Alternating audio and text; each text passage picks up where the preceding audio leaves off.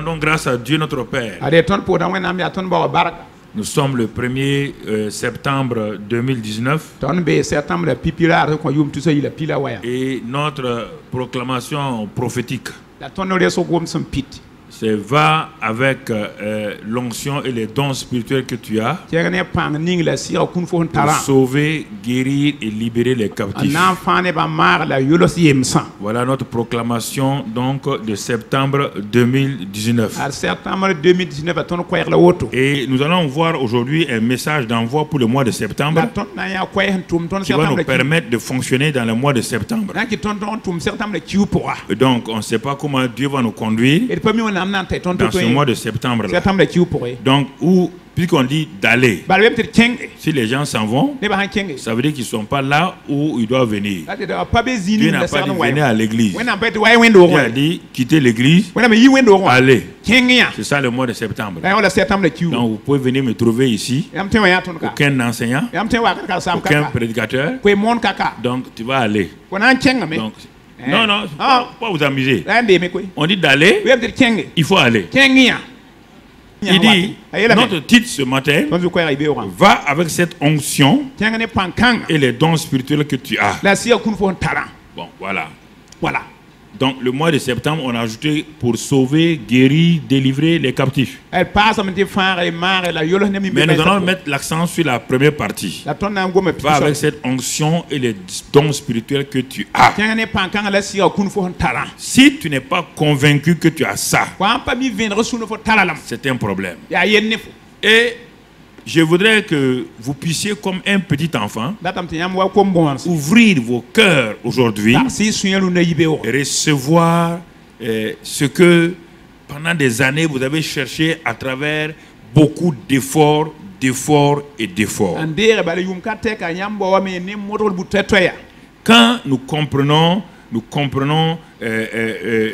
ce que nous allons enseigner ce matin-là, cela va faciliter notre manière de vivre et notre manière d'opérer, d'être des témoins de Jésus-Christ. Il y a des choses simples. Tant qu'on n'a pas saisi la table de multiplication, il est impossible de faire des calculs. C'est pourquoi aujourd'hui, personne n'a su qui a inventé la table de multiplication. On a cherché pour savoir personne.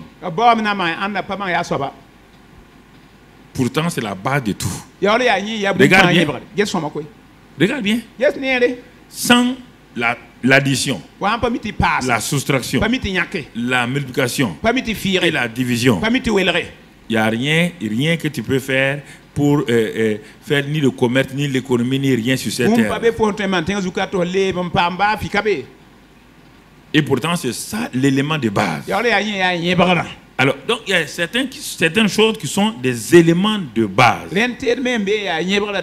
qui nous permettent de nous enraciner et de comprendre comment vivre et opérer donc dans la vie de l'esprit. Première chose que nous devons comprendre, on a déjà dit, mais quand on répète, c'est comme si on n'avait jamais dit. La répétition simplement vient nous montrer, nous permettre d'enraciner, d'approfondir ce qui est en nous que nous avons négligé. Dans le livre des Nombres 23 et au verset 19. Un homme s'est levé après avoir un prophète de Dieu. Il va devenir faux prophète plus tard. Un homme qui connaît Dieu. Un homme qui dit, moi mes yeux voient Dieu. Il s'est décrit comme l'homme de Dieu. Ce qui n'était pas faux. Il était un prophète, en même temps un voyant. Et toute la région était liée à cet homme-là. Dans des temps de difficulté, un roi est parti louer les services de cet homme-là pour les aider à vaincre leur adversaire. Et l'homme arrive, donc il implante le décor. Et il commence à prier. Il prie le vrai Dieu, il ne peut pas prier Satan et puis Dieu va venir. Il prie le vrai Dieu. Et le vrai Dieu vient. Manifeste sa présence.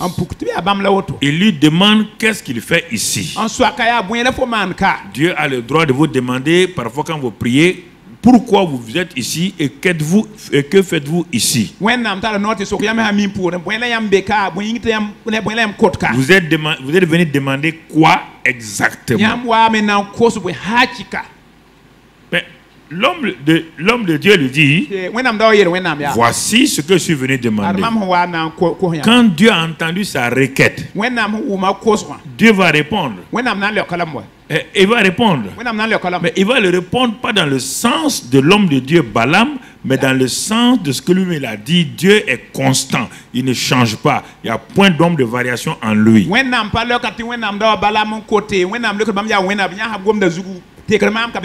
Il lui dit que ce que tu as demandé là, ce n'est pas possible. Parce que lui, Dieu, quand il parle, il ne revient plus dessus. Lui, il a béni ce peuple-là. Même si tu es un prophète, tu es soumis à ma parole. Et un prophète ne peut pas changer la parole de Dieu. Il dit, te rappelles-tu d'Adam? Il dit oui. C'est le premier homme. C'est moi qui l'ai créé. C'est moi qui l'ai béni. Et c'est moi qui l'ai installé pour être le roi, le Dieu de la terre. Il devait me représenter sur la terre. Mais je l'avais averti. Il dit, ma parole là, Adam, il ne faut pas la toucher. On ne peut pas la toucher. Tu peux faire tout, je vais te pardonner. Mais si tu touches à ma parole, tu touches à ma personne, tu touches à mon intégrité, tu touches à mon identité. Est-ce que nous comprenons? C'est pourquoi, frères et sœurs, il est important que nous comprenions. Il y a des choses, quand Dieu dit qu'il a parlé, nous devons faire attention. Il y a des péchés que Dieu pardonne. N'allez pas mettre l'accent trop sur les péchés que Dieu pardonne. Faites attention, parce que les bonnes personnes qui ne pêchent pas, qui ne font pas de gros péchés là, parfois sont des personnes dangereuses vis-à-vis de la parole de Dieu. Leur caractère est tellement trempé dans leur propre vie, dans leur autosuffisance, que la parole de Dieu devient comme un bloc dans leur vie. Adam aurait pu faire n'importe quelle autre chose, pas de problème. Mais il a touché à la parole de Dieu. Il a mis en doute le caractère de Dieu. Il a mis en doute l'intégrité de Dieu. Est-ce que nous comprenons? C'est ça. Vous voyez bien? Les gens m'ont dit, ah, mais Dieu aussi est sévère. Hein? Manger sur... Non, c'est pas manger qui est le problème. Dieu a dit, le jour que tu mangeras, puis je te donne l'opportunité. Voici l'arbre de la vie au milieu. Et tout. Et c'est ainsi qu'Adam a perdu. Donc Dieu rappelle cela à Balaam. Il dit, ce que moi j'ai déjà dit là, je ne peux pas revenir dessus. J'ai béni ce peuple là. Va dire à ton roi là, quoi qu'il fasse, je ne peux plus revenir en arrière. Quand il a dit ça au roi, le roi a persévéré. Il a pensé que non, on peut changer la volonté de Dieu. Et il a envoyé des chefs. Il a regardé donc la personnalité du prophète. Il a vu que l'homme là aime peut-être qu'on l'élève. Il a envoyé des plus grands chefs avec de l'argent. Ils lui ont dit non, le roi a confiance en toi. Il est reparti une seconde fois. Dieu est revenu. Il lui a dit la même chose. Une troisième fois, Dieu dit maintenant, sors et va. Mais là, je te préviens, tu ne diras que ce que je vais te dire de dire. C'est là qu'on est arrivé dans Nombre 23, verset 19. Il est obligé de parler maintenant. Nombre 23, 19. Il dit à Balak, Dieu n'est point un homme pour mentir, ni fils d'un homme pour se repentir. Ce qu'il a dit, ne le fera-t-il pas? Ce qu'il a déclaré, ne l'exécutera-t-il pas? Regardez bien. Regardez ce que Balaam scelle cette parole-là une fois pour toutes. Donc ça veut dire que vous et moi, ce matin-là, nous devons prendre ces paroles-là au sérieux. Dieu n'est point un homme pour mentir, ni le fils d'un homme pour se repentir. Ce qu'il a dit, ne le fera-t-il pas? Ne vous laissez pas berner par qui que ce soit. Que quand Dieu a parlé, qu'on peut changer ça. Il suffit d'aller prier, d'aller pleurer, Dieu va changer. Si Dieu change, c'est pour ton malheur. Mon frère, ma soeur, tu me diras que Dieu a parlé pour Ézéchias. Mais je vais te donner là.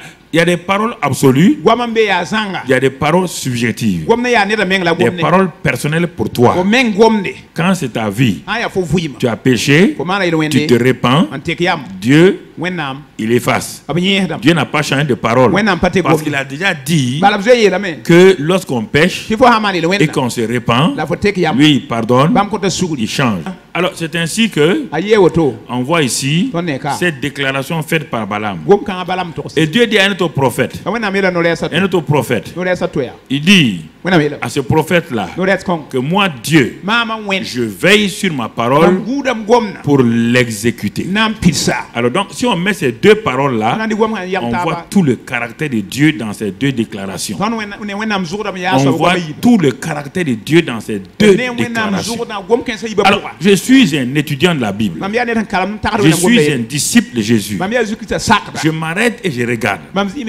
Dieu me dit que lui il ne ment pas. Qu'il n'y a point de mensonge en lui. Il n'y a pas d'homme de variation en lui. Ce qu'il lui dit, il va veiller. Donc, première chose, le Dieu que je vais prier là, le Dieu qui va m'envoyer pour faire le travail, j'ai confiance. J'ai confiance qu'il ne change pas et que sa parole ne change pas. Donc, premier élément de confiance. Deuxième élément sur lequel je vais m'établir. Je suis dans le mois où Dieu me dit d'aller avec cette onction et ces dons spirituels que j'ai déjà. Donc, je les ai. Donc, Dieu me dit, tu as vu, j'ai dit que tu as l'onction, tu as les dons. Ça, c'est ma parole. Si toi, tu pars dire le contraire, toi et moi, nous n'allons pas nous entendre. J'ai déjà dit que tu as l'onction, tu as les dons. Par la présence du Saint-Esprit en toi. Je n'ai pas dit, quand tu vas sentir, je n'ai pas dit, quand tu vas trembler, que tu auras l'onction. J'ai dit que là où il y a le Saint-Esprit, il y a l'onction, il y a le don du Saint-Esprit. Donc j'ai le Saint-Esprit, j'ai l'onction, j'ai le Saint-Esprit. Je n'ai pas besoin de me promener pour chercher l'onction, car l'onction est liée à la personne du Saint-Esprit. Donc, première certitude. Donc, je sais qu'avec ça, donc j'ai pas de problème. Maintenant, Dieu me dit, ce que tu vas faire là, je ne te demande pas d'aller inventer des choses. Car je suis le Dieu. Quand je dis une chose, c'est que j'ai déjà préparé la chose. Il dit Adam par exemple. Il dit mon fils. Adam. Avant que je l'ai créé, j'avais tout préparé. Tout. Ah, je lui dis, mais comment ça? Il dit, va lire dans Ephésiens 2.10. Ephésiens 2.10. Va lire là-bas et tu vas comprendre. Ephésiens chapitre 2, où il dit que l'homme est son ouvrage, ayant été créé en Jésus-Christ par la grâce de Dieu, afin d'accomplir, de pratiquer les bonnes œuvres qu'il a préparées d'avance. Donc avec ce verset, Éphésiens 2, verset 10 là, ça me fait repartir jusqu'au commencement avec Adam. Je suis un étudiant de la Bible. Je suis en train de me préparer pour le mois de septembre. Et peut-être je tremble. Je me pose Éphésiens 2, 10. Donc je suis en train de me préparer. Je cherche à voir qu'est-ce que je dois faire. Qu'est-ce que je vais faire? Alors Dieu me dit, mon fils, ma fille, ne te précipite pas. Il faut d'abord que tu étudies pour être sûr. Sinon, quand tu vas aller sur le terrain, tu vas aller faire des choses et tu vas dire que ça ne marche pas, que toi tu n'as pas été appelé. J'ai dit Éphésiens 2, verset 10. Et donc, dans ce passage-là, donc tout est clair. Voilà. Nous sommes son ouvrage. Nous sommes son ouvrage. Et donc, mon frère, ma soeur, nous sommes son ouvrage. Deuxièmement, ayant été créé en Jésus-Christ. Créé, non pas quand nous sommes nés, notre père, notre mère. Non. Ayant été créé avant en Jésus-Christ pour de bonnes œuvres. Quelles bonnes œuvres que Dieu lui-même a préparées d'avant. Dieu a préparé d'avant. Avant que je ne sois manifesté sur la terre, Dieu a préparé des bonnes œuvres d'avance pour que moi je les pratique. Donc, mon anxiété s'en va. Ma peur s'en va. J'ai deux éléments avec moi. Un, Dieu ne change pas. Sa parole ne change pas. Il ne peut mentir. Il me dit que j'ai l'onction, j'ai les dons du Saint-Esprit par le Saint-Esprit en moi. Il me dit que c'est pourquoi j'ai été, il m'a créé pour que je sois son ouvrage et pour les bonnes œuvres qu'il a préparées. Moi je croyais que c'était moi qui devais les préparer. Dieu me dit non.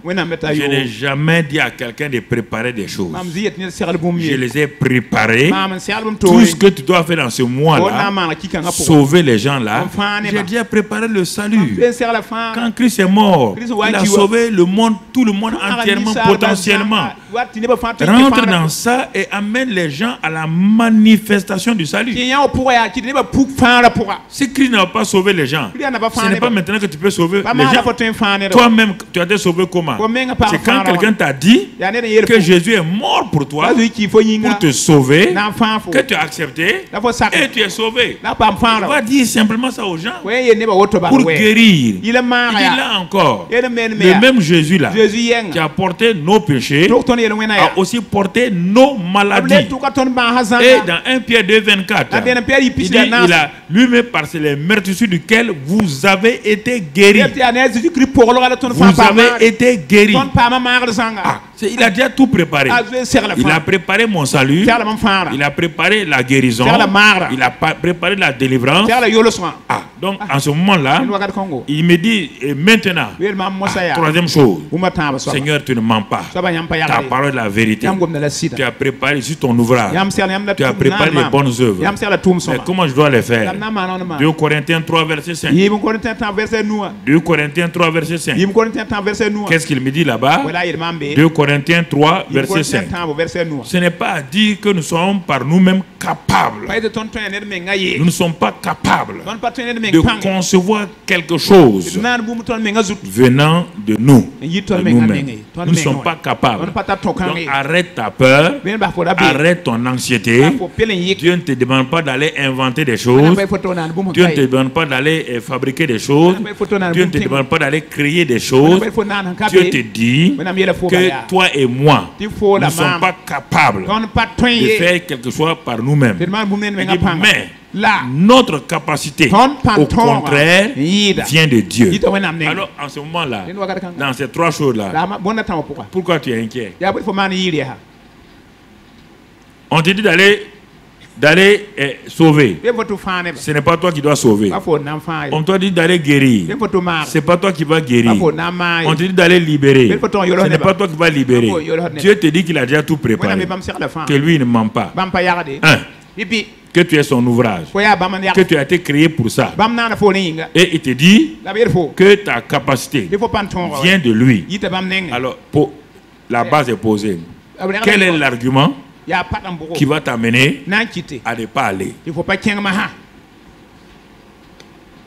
Si ce n'est pas la désobéissance, la rébellion et la peur. Quel est l'argument que tu peux me développer? Tu te lèves et tu te dis, moi je ne peux pas aller. Il n'y a que la rébellion, la peur, donc, simplement, ou l'orgueil.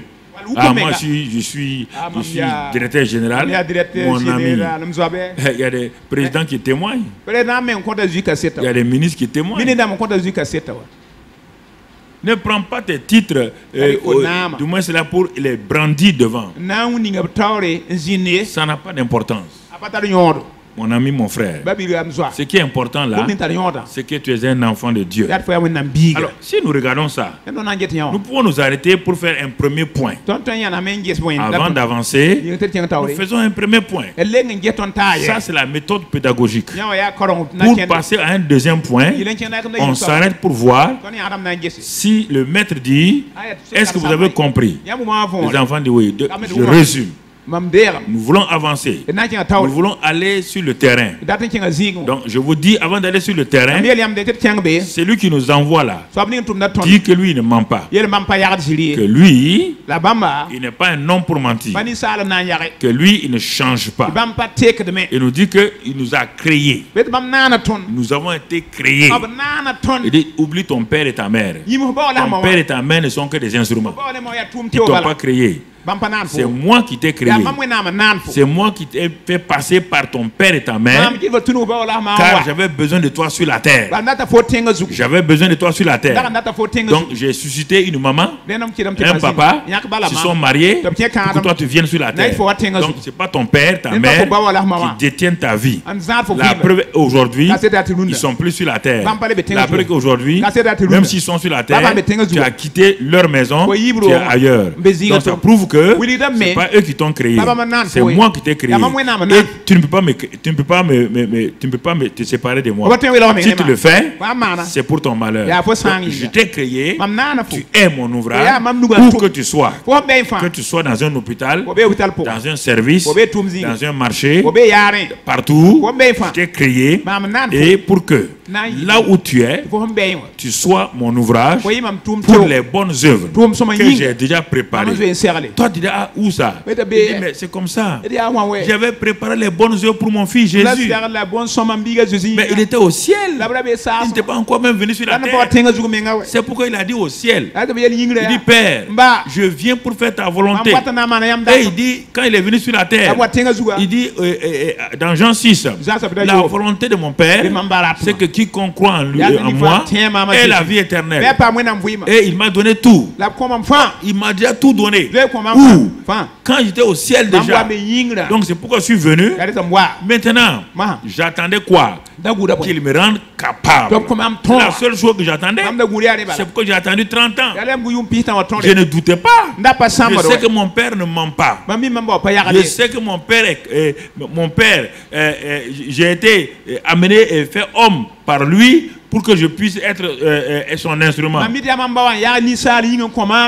maintenant, ce que j'attends simplement, c'est qu'il me rende capable. Et il m'a rendu capable aujourd'hui, quand le Saint-Esprit est venu.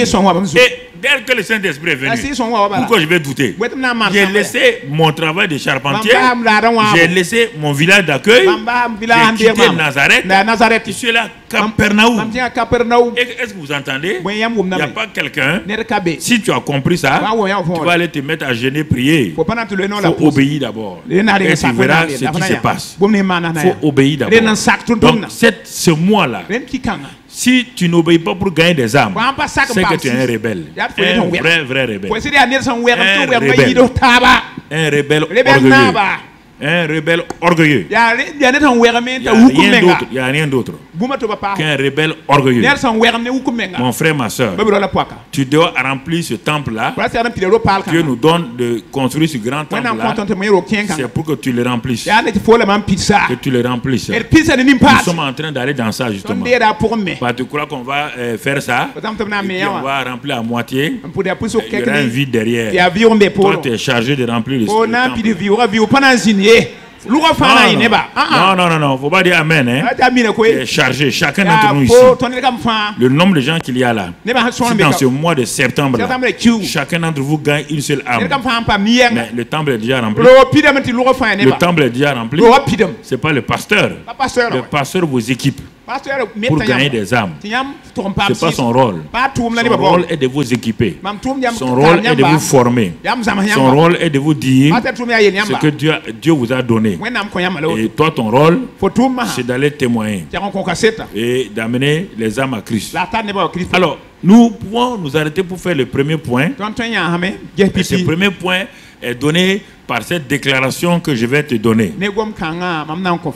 Dieu ne confie jamais une mission à quelqu'un sans le qualifier premièrement de sa présence, deuxièmement de sa puissance, troisièmement des dons spirituels, quatrièmement, et sans avoir préparé de bonnes œuvres pour que cette personne-là puisse simplement pratiquer. Je reprends encore. Dieu ne peut jamais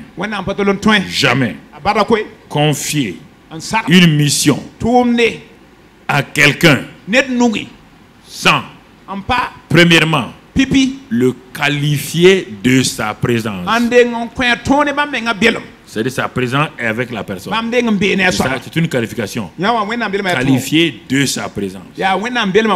Deuxièmement, de sa puissance. Troisièmement, des dons spirituels. Et sans avoir préparé pour cette personne-là de bonnes œuvres que cette personne doit pratiquer. Donc tu comprends? Tout est complet. Alors, tu es devenu chrétien pourquoi? Tout est dans cette déclaration.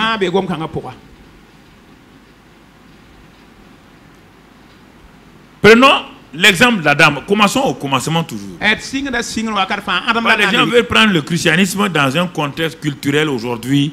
Bon, non, bon, on va prier pour nous, on va faire. Non, c'est pas. Le chrétien n'est pas fait pour prier pour les gens. Il y a la prière là-dedans, mais c'est pas fait pour ça. C'est pas fait. Bon, pasteur, j'ai un problème. Faut. Non, c'est pas fait pour ça. Non. Il faut voir quel est le but de Dieu. Et le but de Dieu au commencement, je vous ai dit que la première mention d'un nom ou d'une expression ou d'un événement est l'élément fondamental qui va continuer tout le reste dans la vie.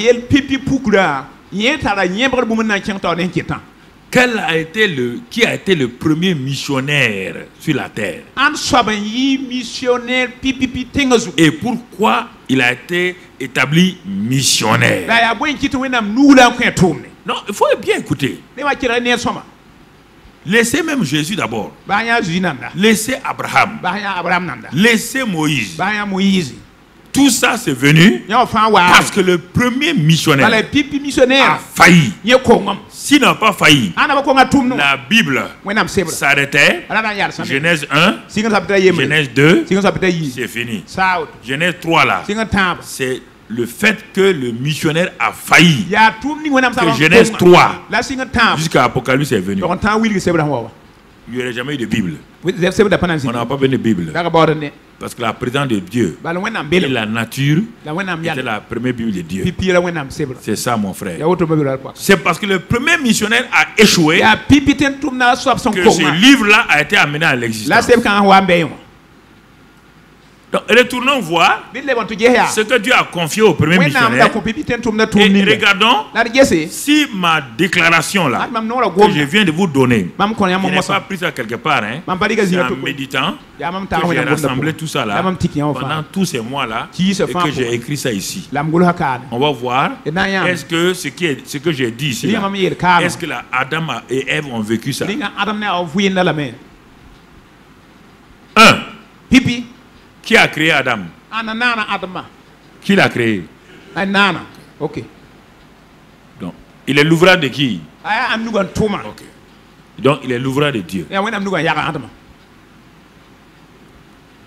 Il est donc ensuite, comme il est l'ouvrage de Dieu, Dieu va le qualifier. Il va le qualifier. Dieu l'établit et lui dit, il met en lui d'abord son souffle de vie. Il dit dans Genèse 1, verset 27 et 28, il lui donne la grande mission. Et il le bénit d'abord, la qualification, il le bénit. Quand il l'a béni, il lui dit maintenant, tout ce qui est béni par moi, Dieu. Écoutez très bien. Tout ce qui est béni. Regardez bien, le même verset se trouve dans Éphésiens 1, verset 3. Et que vous ne prenez pas attention à ça. Dans Genèse 1, verset 27 et 28. 28 en particulier. Dieu les bénit. Est-ce qu'ils ont prié que Dieu les bénisse? C'est un acte souverain. Dans Éphésiens 1:3, il dit là-bas encore, Dieu nous a bénis. Pour commencer la vie chrétienne, nous sommes d'abord des bénis. Ce sont des bénis qui vont faire l'œuvre de Dieu. Donc, Adam le premier béni. Nous sommes de la race de second Adam. Le deuxième homme. Nous sommes aussi bénis. Et parfois, comme le premier Adam, nous échouons sans être allés loin, parce qu'on va faire les mêmes erreurs que le premier Adam. Qu'est-ce que le premier Adam a reçu? Créé, il est l'ouvrage de Dieu. Dieu l'a qualifié. Dieu l'a béni. Et il dit maintenant, là où il y a la bénédiction, écoutez, frère, vous ne comprenez pas la bénédiction. J'ai essayé de vous présenter ça sous plusieurs formes pendant des années. Là où il y a la bénédiction, et si tu sais garder la bénédiction, tout ce qui est là va suivre. Genèse 1, 28, regardez bien, il est béni. C'est la conjugaison française qui nous crée des problèmes. C'est la conjugaison française là, qui nous crée des problèmes. Genèse 1, 28, on dit Dieu les bénit. Tu vois bien, d'abord Dieu les a bénis. Ce sont les bénis là. Il parle maintenant aux bénis. Voici la mission des bénis. Tout béni est fécond. Non, écoutez. C'est le problème des hommes de Dieu et des chrétiens. Venez, on va vous bénir. Non. Je suis déjà béni. Tu ne vas pas me bénir. C'est pourquoi j'ai dit aux gens, j'ai dit à un pasteur demeurer béni. Il dit c'est pas comme ça qu'on dit. On dit soyez béni. Un homme qui est béni, on ne dit pas soyez béni. On dit demeure béni. Le pasteur m'a répondu comme ça. Bon, j'ai ri, il dit bon, merci beaucoup, pasteur. Je n'ai pas voulu le contredire. Pas contredire les gens. Ok. Regardez bien. Dieu les bénit. Et des choses. Conjonction de coordination. Même en français là. Donc, ce qui va suivre là dépend de ce qui a été fait. Dieu dit maintenant, quiconque est béni est fécond dans tous les domaines. Fécond physiquement, spirituellement, moralement, dans tous les domaines. La fécondité est là. Deuxièmement, il dit multiplier. Il n'y a pas de bénédiction qui se multiplie. C'est la malédiction qui ne se multiplie pas. La malédiction soustrait et divise. la bénédiction additionne et multiplie. Dans la table de multiplication, il faut prendre ça. L'addition et la multiplication, c'est bénédiction. La soustraction et la division, c'est malédiction. Dieu dit, Dieu les a bénis, soyez féconds, multipliez. Dès que Dieu a dit multiplier, on ne peut plus arrêter. Il n'y a que ton incrédulité, la peur, qui arrête ça. Qui arrête ça. Troisièmement, remplissez la terre. Remplissez. Ah, les gens parlent quantitativement. Non. Remplissez la terre de la gloire de Dieu. Puisque vous transportez la bénédiction de Dieu. Partout où vous allez, la bénédiction de Dieu va vous suivre et multiplier. Et regarde Joseph. Tellement où Dieu l'a béni. En prison. Il est fécond. Il se multiplie. Partout où il est. Dans la maison de Potiphar. La maison de Potiphar est bénie. Il prend le poids de premier ministre d'Égypte. Tout l'Égypte est béni. Ah, mais bénissez-nous. Non. Si tu comprends la bénédiction, c'est la plus grande révélation que les chrétiens n'ont pas. Remplissez la terre et l'assujettissez. Quand un chrétien sait qu'il est béni, partout où il va, tout lui est assujetti au nom de Jésus. Assujetti. Assujetti. C'est pas fini? Et puis ensuite, dominer. Pas dominer sur les hommes, hein. Il n'a pas mis les hommes, non. La domination sur les hommes, c'est la malédiction. La dominion, c'est pas sur les hommes. Non, non, non. Voilà. Faut bien enlever ça là-dedans. Tu n'as pas vu le mot homme ici.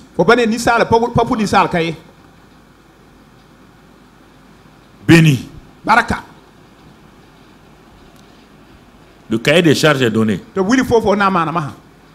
Le cahier des charges est donné.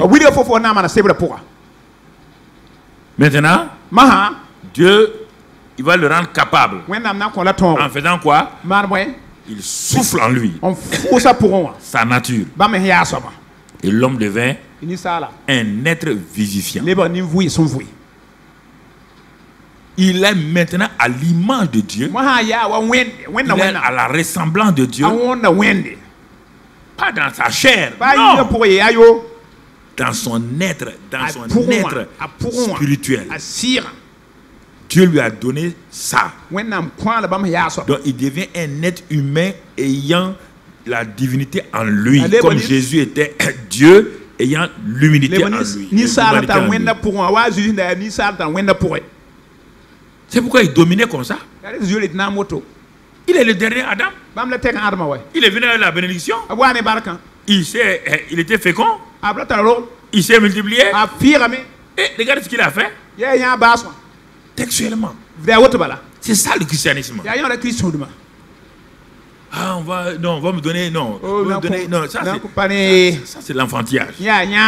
Si tu comprends les éléments principaux là, le reste n'est pas un problème. Le reste n'est pas un problème. Donc tu vois. Maintenant, Dieu le rend capable. Dieu lui dit maintenant, tu vois comment, voilà où tu vas, ce que tu vas faire, l'obéissance, la parole clé pour tester si tu es obéissant. Je te laisse une seule chose, une volonté. Tu n'es pas un robot. Tu es un être humain créé à mon image. Je te laisse cette volonté de choisir. De choisir entre la vie et la mort. Entre la vie et la mort. Je vois ta pensée déjà. Mais pourquoi elle a posé ça? L'homme était capable. Ne cherche pas à poser cette question-là. C'est trop tard pour toi. Pense à toi-même qui est là aujourd'hui. Tu as ce même choix-là. Et tu peux le faire. On dit de choisir. Moïse a dit, choisissez la vie. Josué a dit à ces gens, choisissez la vie aussi. Et moi je dis aussi, choisissez la vie. Si ce n'était pas possible là, Dieu n'allait pas dire de faire ça. C'est que c'est possible. Et Dieu vous donne la capacité. Mais mon frère, ma soeur, qu'est-ce qui a fait partir Adam et Ève? C'est simplement le refus de croire que Dieu ne change pas sa parole. Il dit non, mais il se peut qu'il y ait des choses que Dieu ne maîtrise pas, ou bien tant. L'ennemi ne fait que vous faire douter tout le temps de la parole de Dieu. Il n'y a rien d'autre. Il n'y a rien d'autre. Douter. Douter. Douter. Douter. Il voulait faire douter Abraham. Il a fait douter Sarah. Ça a créé des problèmes. C'est toujours la parole que... C'est-à-dire douter de la parole, c'est douter du caractère de Dieu.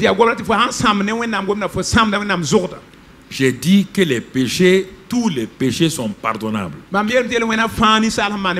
douter de la parole de Dieu, ce n'est pas un péché. C'est mettre en cause même l'intégrité de Dieu. Là, il n'a pas joué avec Adam. Il n'a pas joué avec Moïse, son ami. L'homme qui le voyait, il dit que l'homme, il n'a paru en Israël aucun homme comme Moïse pour les signes et les prodiges. Mais lui aussi, c'est la parole. Quand Jésus est venu, Satan est venu contre lui. La parole. La parole. La parole. Donc vous devez comprendre ça. Mais regardez, on peut aller prendre la vie de Samson. La vie de Samson, il a péché. Ses yeux se sont fermés. C'était un péché. Quand il s'est repenti, la puissance est venue. Simplement. Mais ici, là, pour la parole, là, on ne peut pas se repentir. Je veux que vous compreniez. Vous comprenez la différence entre vos actes que vous posez et ce que Dieu a dit. Par la loi n'est pas la parole originelle de Dieu. La loi est venue et ensuite, 430 ans plus tard, la loi est venue et ensuite, avec la venue de Jésus, il a accompli la loi.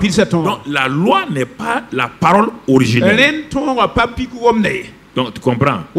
La loi a été donnée pour tester nous-mêmes. C'est pour quand tu faillis à cette loi-là, par la repentance, Dieu te ramène. Quand il dit de ne pas mentir, quand tu mens, ça te crée un problème. Quand tu te repens, il te pardonne. Il ne faut pas confondre la loi qui n'est pas la parole originelle, et la parole, la nature de Dieu. Au commencement n'était pas la loi, au commencement était la parole.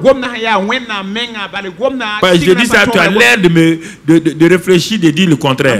Au commencement était là, la parole était avec, la parole était. Est-ce que la loi est Dieu? Voilà. Il faut comprendre ça tranquillement. Tu comprends ça? Tu dois comprendre ce que je dis. Donc, mon frère, ma soeur, c'est pourquoi des gens ont commis de graves péchés de graves péchés. Ils ont été justifiés. Mais regardez un homme comme Saül. Lui, c'est la parole. Il offensait la parole. Il offensait la parole. Il offensait la parole. Il traitait Dieu de menteur. Un jour, Dieu était fâché. Il n'est pas réveiller le prophète Samuel. Il dit ton gars là, je ne veux plus le voir. Samuel dit c'est pas mon gars, c'est ton gars.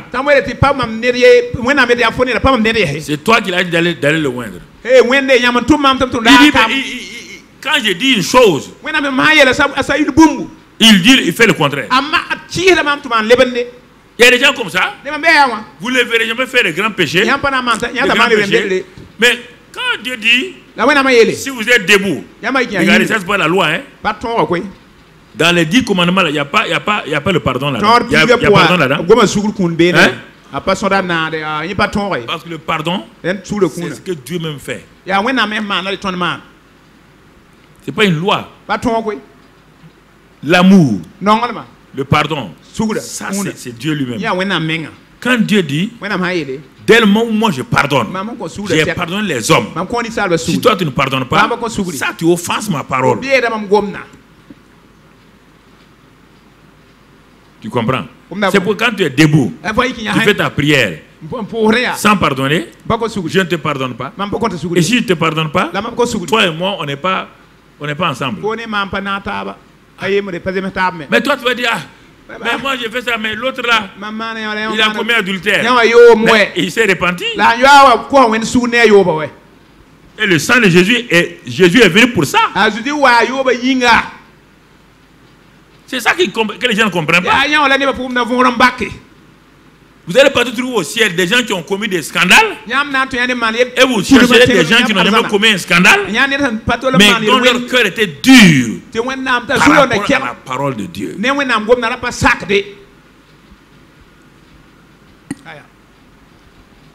Donc, tu comprends ici? C'est ça qui a ruiné Adam. Adam avait tout.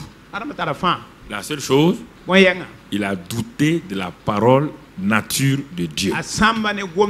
Il a douté de l'intégrité de Dieu.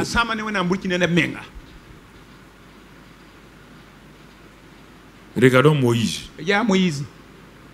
Moïse a reçu une mission. On le trouve dans Exode 3, verset 10. Exode 3, verset 10. Il a reçu une grande mission. Une mission de libérateur. Tu vois le mot, maintenant va. Je t'enverrai. Chaque fois, tout ce que je vais... Si vous voyez le mot va, là, il y en a partout. Quand Dieu dit va là, ça, tu te dis non. Là, toi et lui, vous n'allez pas vous entendre. Maintenant, va. Il va tout faire pour refuser. Dieu va. Quand Dieu a dit va, tu ne peux plus l'échapper. Je préfère vous le dire ce matin. Si tu échappes, les problèmes qui vont venir dans ta vie, là, tu l'auras cherché toi. Un rebelle a trop de problèmes. Il y a beaucoup de chrétiens rebelles qui ont trop de problèmes. Dieu dit va. Il dit allez dans le monde entier, prêchez. Allez, dites-leur. Non, moi je donne l'argent, je donne mes offrandes. J'ai été dit d'aller.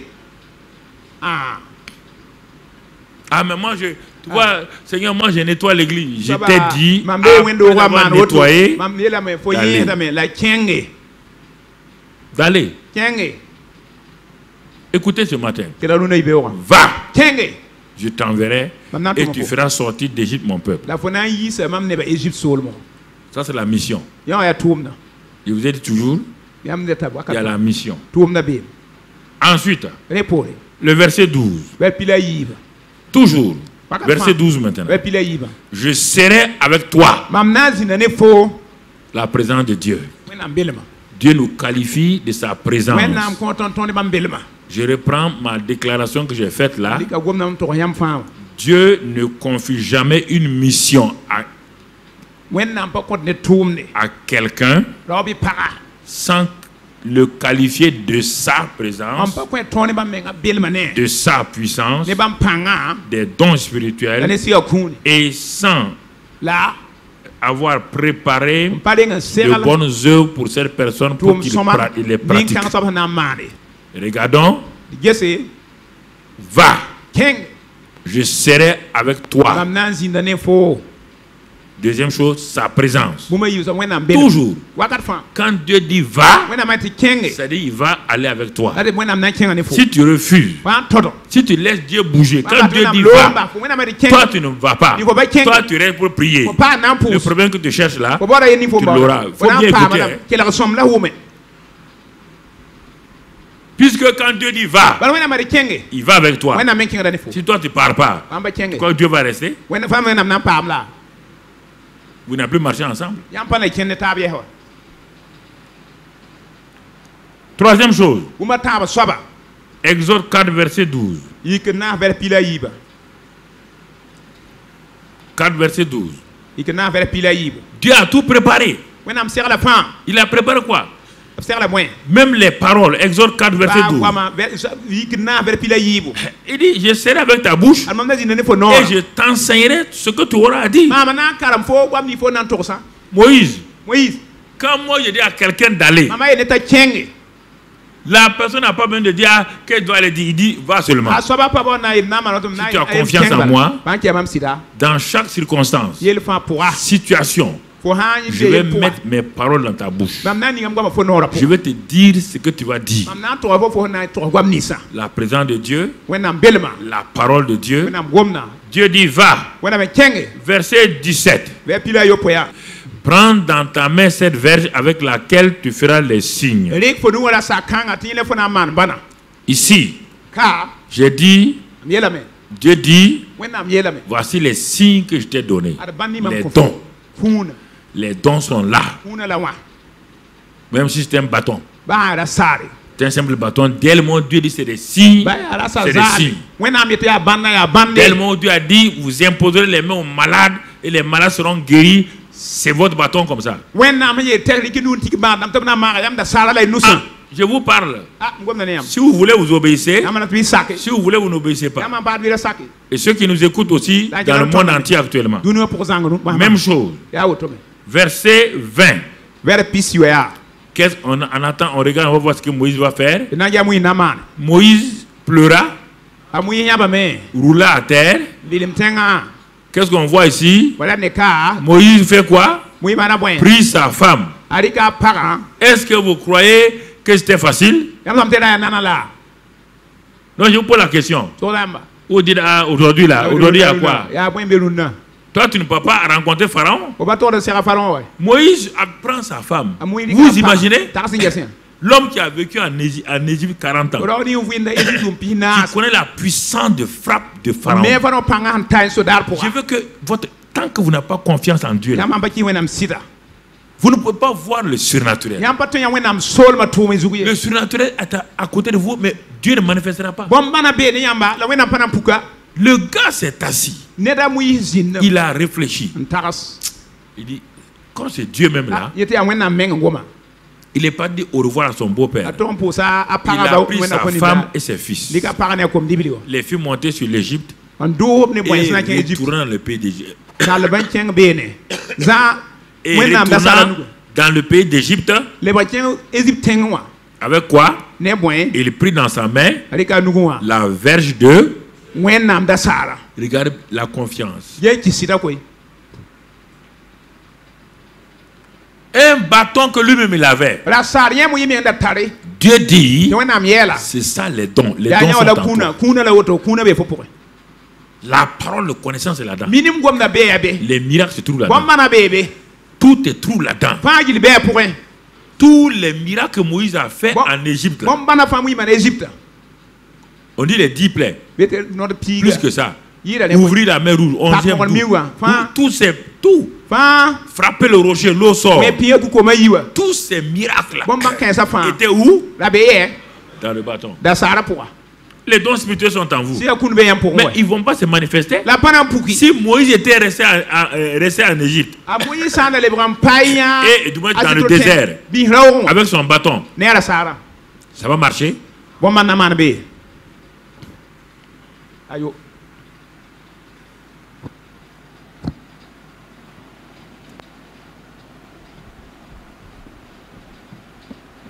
Regarde la fin de Moïse. Tu veux avoir une bonne fin comme ça? C'est la fin d'une chose qui compte. Deutéronome 34.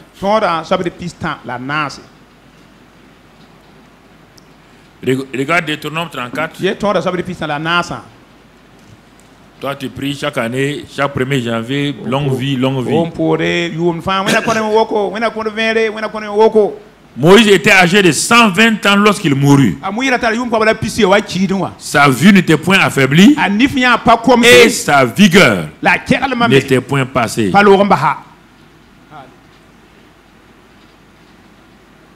Sa vigueur n'était point passée. Pourquoi? Il a obéi. Même sa seule désobéissance là n'a pas affecté la vie de Moïse. Ce n'est pas fini. Et continuons au verset 10. Verset 10. Il n'a plus paru en Israël de prophète semblable à Moïse, que l'Éternel connaissait face à face.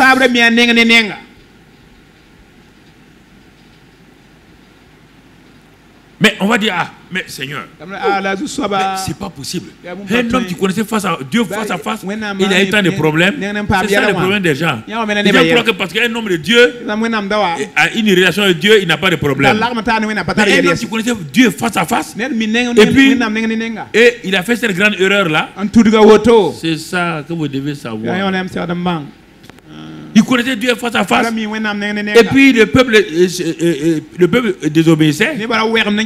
On te dit dans le psaume 107, Moïse connaissait les voix de Dieu.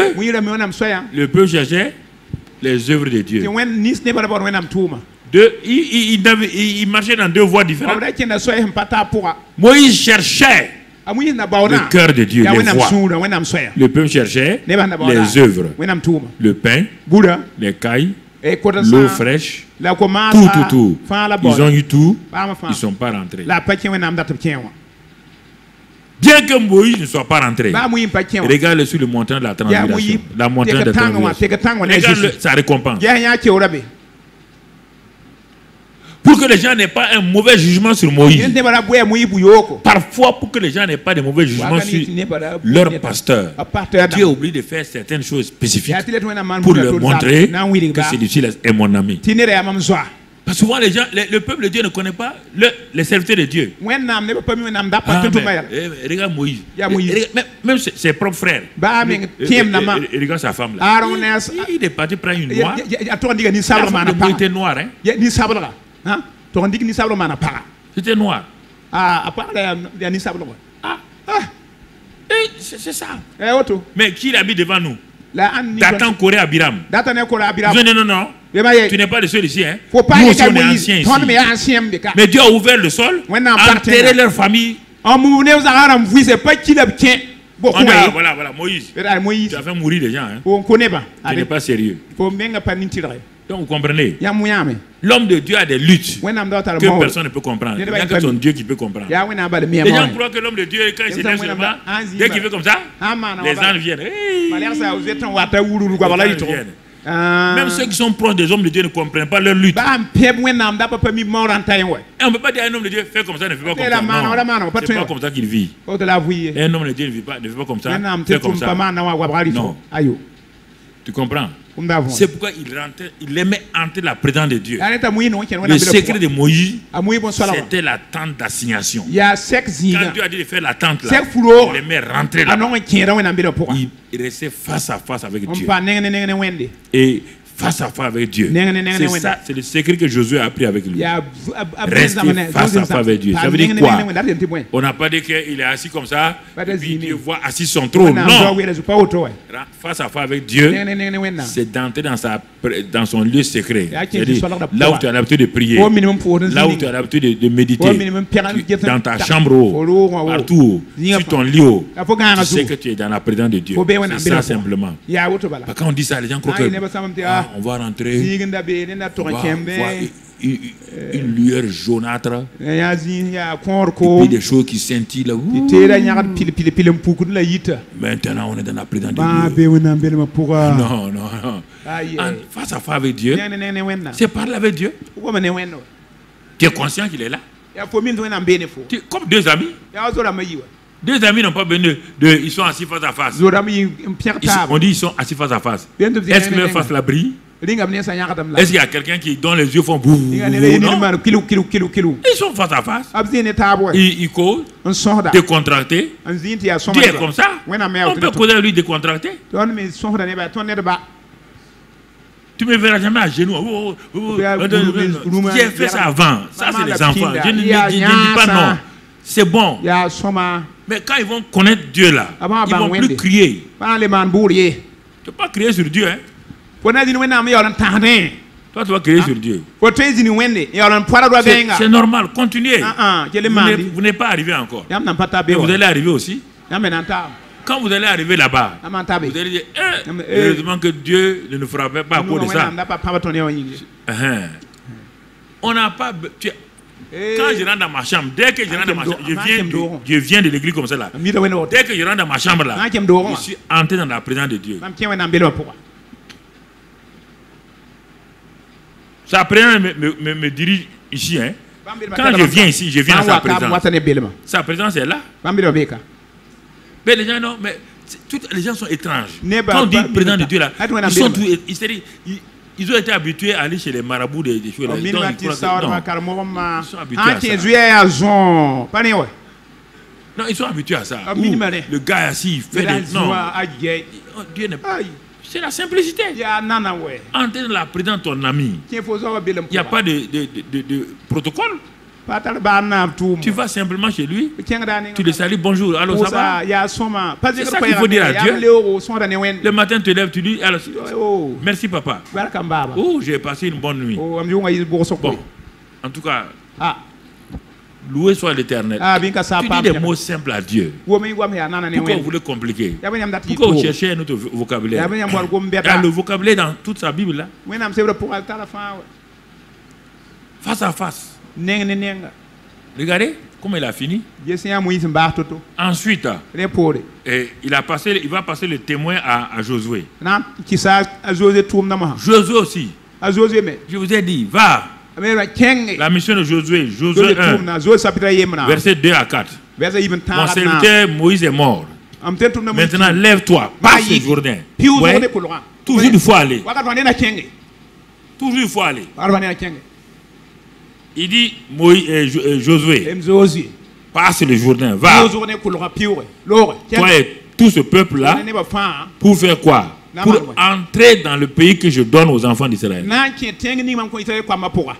Ah, c'est toujours comme ça, frère. Vous voulez la bénédiction? La bénédiction se trouve dans votre acte de foi, dans votre obéissance. C'est pourquoi Adam n'est jamais entré dans la bénédiction manifeste. Il a été béni. Mais la bénédiction finale d'Abraham, Adam, c'était qu'à la fin, puisqu'il n'y a pas de mort, il n'y a pas de mort avant la chute là. C'était qu'il puisse mettre sur la terre la gloire de Dieu. Sur toute la terre. Et Dieu venait maintenant pour dire félicitations Adam. Merci Ève d'avoir permis que je puisse avoir ma gloire sur cette terre là. Donc dans les cieux, ça c'est mon trône. Quand j'ai envie de me promener, Dieu vient sur la terre avec vous. Donc voilà ce que Dieu voulait. Mais il n'a pas pu faire ça. Il n'a pas pu faire ça. Voici, il a échoué lamentablement. Prenons Josué. Et lui, c'est sa mission. C'est la mission de conquête. La mission de Moïse, c'est la mission de libération. Libérer son peuple de la main de Pharaon. La mission de Josué, c'est la mission de conquête. Conquérir quoi? Un pays que Dieu leur a donné. C'est ça qui est bizarre. Dieu leur a déjà donné un pays préparé. Dans Deutéronome 8, si vous lisez là-bas, vous allez trouver que Dieu a tout préparé. Maintenant, c'est votre foi qui va vous faire prendre possession de ce que Dieu a préparé pour vous, les bonnes œuvres qu'il a préparées. Canaan était une bonne œuvre, un bon sol, un bon pays. Il l'appelle bon pays que j'ai préparé pour vous.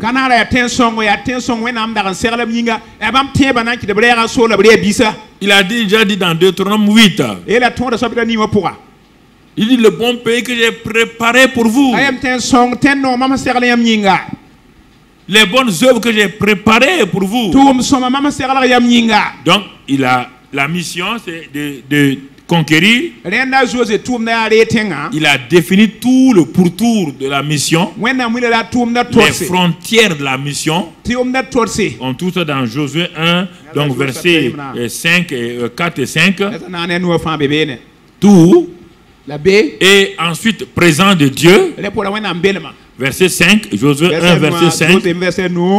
Donc ça c'est voilà, nul ne tiendra devant toi. Dieu, regardez bien. Nul ne tiendra devant toi tant que tu vivras. Je serai avec toi comme j'ai été avec Moïse. Dieu ne peut pas vous dire en ce mois de septembre d'aller sans être avec vous. Non. Non, faut pas, non, c'est dans Matthieu 28. Hein? Allez par tout le monde. Et je suis avec vous jusqu'à la fin du. Pas applaudir pour Josué, lui il est au ciel. C'est pour toi. C'est ton tour maintenant. Il te donne pour les gens du passé là. Pour te fortifier. Ils ont accompli son parti. Mais au début, là, c'était comme toi. Ils étaient assis comme toi aussi. Quand Dieu leur disait, bon, le pays il est devant toi. Je te donne le pays. Voilà les frontières. Sache une chose, je serai avec toi comme j'ai été avec Moïse. Nul ne tiendra devant toi tant que tu vivras. Tu vois ces paroles-là? Nul ne tiendra devant toi tant que tu vivras. Cela veut dire qu'il soit grand, qu'il soit petit, quiconque viendra contre toi, il ne peut pas tenir. C'est pourquoi, quand Josué poursuivait ses adversaires et que la nuit allait se coucher, il a dit au soleil, Dieu a dit que rien ne va tenir devant moi. Soleil, arrête-toi sur Gabaon. Lune sur Ascalon. Il dit c'est la première fois que le soleil ont obéi à un homme. Comme tu ne crois pas à ça, tu crois qu'il y a un petit mensonge dans la Bible. Si tu crois à ça, vous mettez lever partir. S'il y a un petit mensonge, un grain de mensonge dans Dieu, c'est fini. Dieu a clairement dit par la bouche de Jésus, Satan est menteur, le père du mensonge. Il n'y a aucune vérité en lui.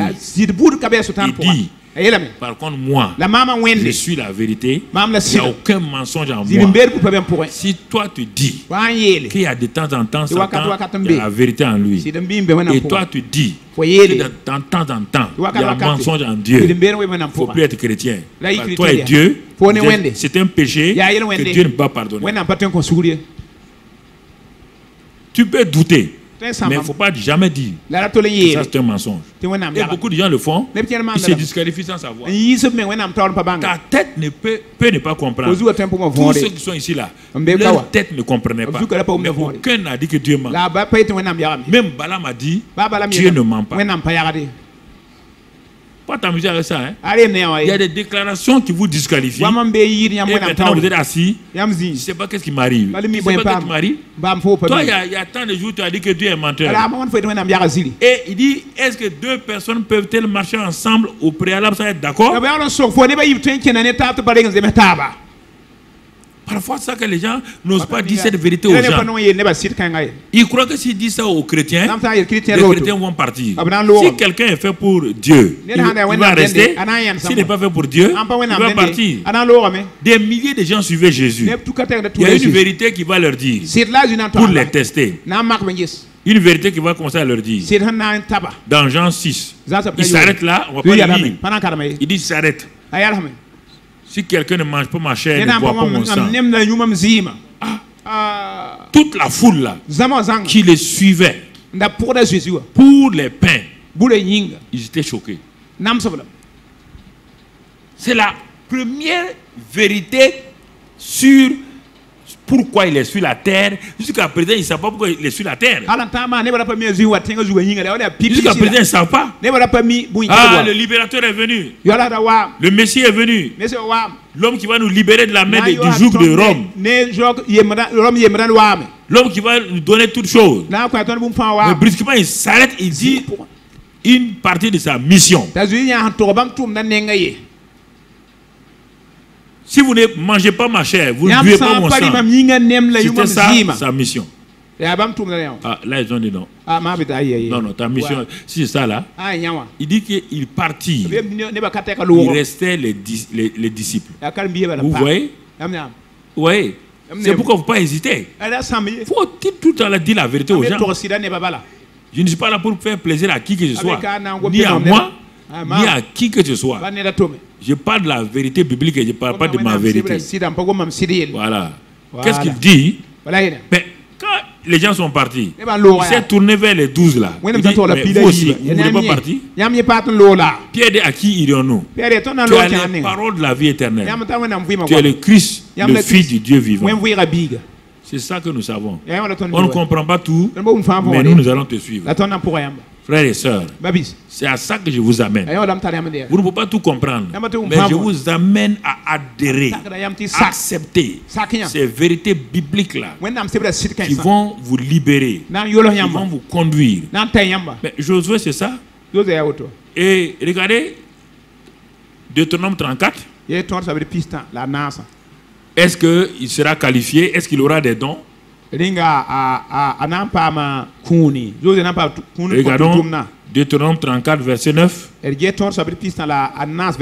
On va vous parler de Josué à la mort de Moïse. Josué, fils de Nun, était rempli de l'esprit de sagesse, car Moïse avait posé ses mains sur lui. Donc tu vois la qualification de Josué. Il a été rendu capable par l'imposition des mains de Moïse. L'esprit de sagesse est venu sur lui. Si on regarde, il a fait sa part, il a conquis le pays. Sa mission a été accomplie. Regardons un autre homme, Gédéon. On a déjà vu plusieurs fois. Lui aussi, lui, sa mission, c'était combattre l'ennemi pour le faire, pour briser le joug de l'ennemi qui était sur le peuple. Tu comprends? Moïse avait sa mission. Josué avait sa mission. Gédéon maintenant a sa mission. C'est de libérer le peuple du joug des Philistins. Alors quand Dieu vient pour lui parler, c'est un homme qui a peur, qui est rempli de peur. On va aller lire dans Juge 6, verset 11. Donc, puis vint l'ange de l'Éternel et il s'assit sous le térébinthe d'Ophra qui appartenait à Joas de la tribu d'Abiézer. Okay. Gédéon, son fils, battait du froment au pressoir pour le mettre à l'abri de Madian. L'ange de l'Éternel lui apparaît, il dit, l'Éternel est avec toi, vaillant héros. Regardez deux choses, qualification, présence de Dieu. Je vous ai dit, Dieu ne confie jamais une mission à quelqu'un sans sa présence. Jamais. Dieu n'est pas insensé pour dire à un être humain de combattre Satan avec sa propre force. Jamais. Il dit à Gédéon, l'Éternel est avec toi. Et il te qualifie de vaillant héros. Tu es qualifié. Ton identité est changée. Mais Gédéon ne sentait rien. La preuve que Gédéon... Et comme nous croyons que il faut qu'on sente les choses. Il ne sentait rien. Il ne voyait rien de changer. Il ne voyait rien. Mais voyant héros en quoi? Verset 12. Verset 12. Non, on va aller au verset 14. On va aller au verset 14. On va surtout au verset 14. L'Éternel se tourna vers lui et dit, va avec cette force que tu as. Vaillant héros, va avec cette force que tu as. Elle vient d'où? Je n'ai même pas prié. Tu n'as pas besoin de prier. J'ai dit que tu as une force. J'ai dit que tu es vaillant héros. Et je suis avec toi. Donc, vous voyez ce que j'ai déclaré au début? Dieu ne confie jamais une mission à quelqu'un. Jamais. Sans le qualifier de sa présence, de sa puissance, des dons spirituels. Et pour, en tout cas, nous montrer les bonnes œuvres qu'il a déjà préparées d'avance pour qu'il les pratique. Dieu ne fera jamais. Dieu ne va pas envoyer des gens à l'aventure pour se faire détruire. Mais il attend maintenant. Gédéon lutte. Il lutte. Dieu dit, il faut aller. Je suis avec toi. Tu as la force. Dieu ne lâche pas, hein. Il n'a pas dit, ah bon, c'est ça. Non, non, il ne lâche pas. Il continue jusqu'à ce qu'il arrive à convaincre Gédéon. Et quand il va convaincre Gédéon, verset 33. 33. Tout Madian, Amalek et les filles de l'Orient se rassemblaient. Ils passaient le Jourdain et campaient dans la vallée d'Israël. Gédéon fut revêtu de l'Esprit de l'Éternel. Oui. C'est quand tu vas que la manifestation se fait. Il sonna de la trompette. Et vous allez voir que chaque fois, mais Dieu avait préparé de bonnes œuvres. Est-ce que Gédéon a combattu? Hein? Il est entré dans la victoire de qui? Dieu avait déjà sa victoire, non? C'est pourquoi, est-ce qu'il avait béni 32 000 soldats? Même les 300, est-ce qu'ils ont combattu? Pas Dieu avait déjà préparé. La preuve est que Dieu dit, bon, ok, Josué, si vous ne savez pas que j'ai préparé des bonnes œuvres pour vous, prends 2 ou 3 de tes soldats. Allez vers le camp là, et tu vas voir que j'ai déjà préparé. Quand ils sont arrivés, il y a 2 soldats qui causaient entre eux. Et un qui dit à son ami, j'ai fait un rêve hier nuit. J'ai vu un morceau de pain. Vous entendez pain? Pas un caillou, un morceau de pain qui est venu dans notre camp là, qui a renversé toutes les tentes là et qui nous a mis en fuite. Regardez ce que l'ennemi pense de vous. Son ami lui dit, ça c'est Gédéon. C'est fini pour nous. Vous avez peur de l'ennemi, alors que l'ennemi a peur de vous. Non, mais non, je ne sais pas. L'ennemi vous fait croire que cet homme-là, si tu parles le témoigner, tu le vois, il ne rit jamais. Si tu lui témoignes là, sa face là sera ensanglantée. Or, l'homme là se cherche. Depuis 3 jours, il ne dort pas. Gédéon a libéré son peuple. Regardez, quand j'étais en Samarie, la ville était fermée. Dieu va utiliser des lépreux. La présence de Dieu avec eux, la parole de Dieu, et Dieu a préparé déjà les bonnes œuvres. Dieu a mis en déroute les Syriens qui ont entendu les bruits des chars. Ils ont fui. Quand les lépreux sont arrivés, c'était leur mission. Ils sont allés en mission. Ils ont réussi la mission, oui ou non? Je ne sais pas. Donc tu vois, une mission a été donnée à une jeune fille qui s'appelait Marie. Une mission impossible. Donnée à une jeune fille. L'an vient, dit la faveur de Dieu avec toi. Tout commence par là. Quand Dieu vous envoie en mission, il y a une faveur. La faveur de Dieu avec toi. 1. Tu seras en grossesse. Mais la femme lui dit, mais comment cela peut-il se faire? Je ne connais point d'homme. L'ange dit ici, ce n'est pas une affaire d'homme. Pas une affaire d'homme, Marie. C'est une affaire de Dieu. C'est Dieu qui intervient, qui entre en scène. C'est Dieu. Mais comment cela se fera-t-il? Il dit, le Saint-Esprit va te rendre capable. Il n'y a aucun homme, quand on dit va, Marie, est-ce que tu vas aller en mission? Mission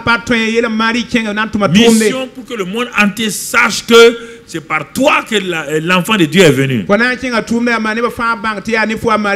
qu'elle a entendu que ce n'est pas par sa force, ce n'est pas sa puissance, que ce n'est pas le Saint-Esprit, Marie dit, je suis la servante. Je vais aller. Elle a couru pour aller chez sa parente. Sa parente, dès qu'elle l'a vu, ça était au courant. Le Saint-Esprit est venu. Il dit, comment se fait-il que la mère de mon Seigneur vienne là? Élisabeth n'est pas au courant. Mais comme Marie a osé aller, le Saint-Esprit s'est mis en branle. Alors frères et sœurs, Je vais m'arrêter là. Jésus est parti. Les 12 disciples sont partis. 12 disciples qui ont trahi Jésus, qui ont dit qu'ils ne connaissent pas Jésus, sont partis sur la base de ce qu'il a dit. Aller dans le monde entier et prêcher la bonne nouvelle à toute la création. Il dit, voici les miracles qui vont vous accompagner. Et la Bible dit, ils s'en allèrent, prêchèrent, et le Seigneur est travaillait avec eux. Ils s'en allèrent d'abord. Ils ont prêché, témoigné. Et maintenant, quand ils sont partis, ils ont témoigné. Ils ont vu que le Seigneur est avec eux. Dieu n'a pas dit allons. Dieu a dit allez. Allez. Parlez et vous saurez que je suis là. Dieu n'a pas dit allons. Dieu n'a jamais dit ça. Il dit va. Allez.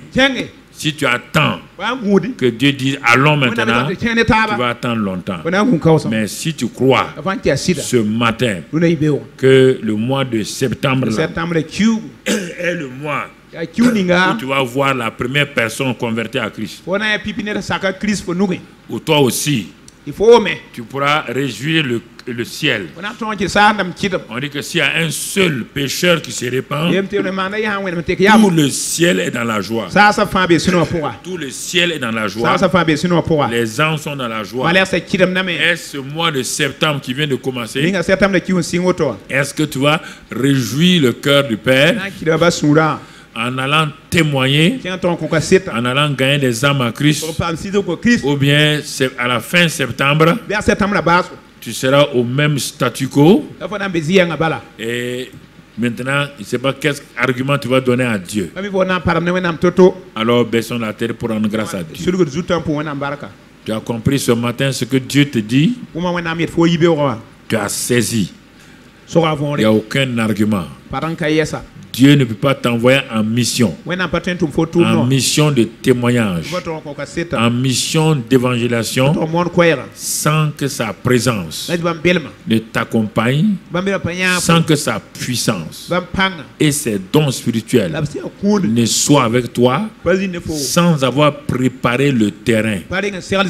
À toi de prier pour dire à Dieu, oh Seigneur, tu vois, je vais obéir. Mais maintenant, Seigneur, je sais que tu es avec moi. Je sais que tu m'as oint. Je sais que les dons spirituels sont liés au Saint-Esprit qui est en moi. Seigneur, me voici. Je veux aller. Seigneur, mets devant moi les personnes que tu as déjà préparées. Si tu fais ça, tu vas voir que le Saint-Esprit va préparer des gens. Au moment où tu es étonné, Dieu va te mettre devant toi une personne à qui tu ne pensais même pas. Et quand tu vas lui témoigner, la grâce de Dieu va se manifester. Et tu seras dans la joie d'avoir donné la joie au ciel. Alors si tu crois ça réellement, prie avec moi cette prière. Dis Seigneur, j'ai entendu ta parole et me voici prêt pour partir partout où tu vas m'envoyer. Que cela soit dans mon lieu de travail, que cela soit dans un marché, dans un quartier, à l'hôpital ou dans un dispensaire, partout où tu as préparé quelqu'un pour entendre la bonne nouvelle. Me voici Seigneur, je suis le serviteur, la servante du Seigneur. Qu'il me soit fait selon ta parole. Je vais partir. Je vais témoigner. Je refuse d'avoir peur. Je refuse de regarder à toute position que je tiens.